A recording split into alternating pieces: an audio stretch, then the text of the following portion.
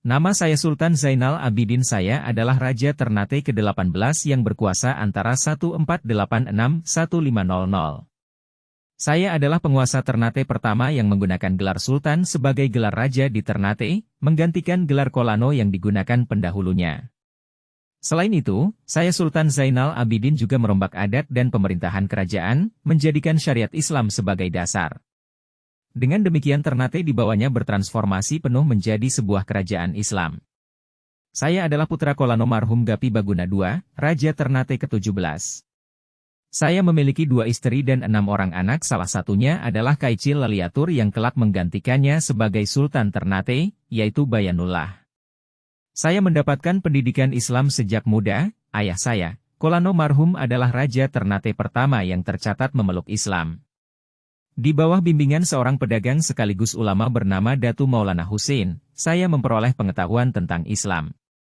Segera setelah dilantik sebagai penguasa, saya Zainal Abidin memulai langkah untuk menjadikan kerajaan Ternate sebagai kerajaan Islam yang penuh.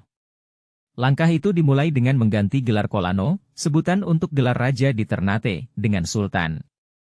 Tahun 1494, saya berangkat ke Jawa untuk memperdalam Islam di pesantren Sunan Giri. Selama berada di Giri, saya menjalin persahabatan dan persekutuan yang kuat dengan orang-orang Jawa.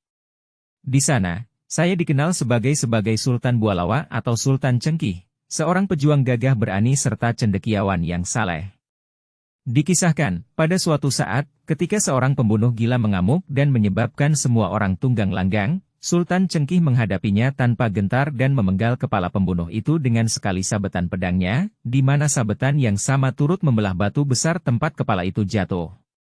Dalam perjalanan pulang ke Ternate dari Jawa, ia singgah di Makassar dan Ambon guna merundingkan fakta-fakta untuk saling membantu.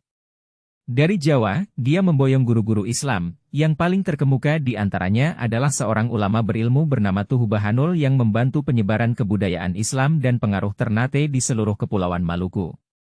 Salah satu upaya saya yang terpenting untuk mengembangkan Islam selain mendirikan sejumlah sekolah Islam dengan guru-guru ulama dari Jawa, adalah membentuk lembaga Jolebe atau Bobato Akhirat yang bertugas membantu Sultan mengurus serta mengawasi segala hal yang berkaitan dengan pelaksanaan syariat Islam di wilayah kekuasaan Kesultanan Ternate. Islamisasi yang dilakukan saya Sultan Zainal Abidin kemudian diikuti oleh raja-raja lain di Maluku. Sultan Zainal Abidin wafat tahun 1500 dan digantikan oleh putranya, Sultan Bayanullah.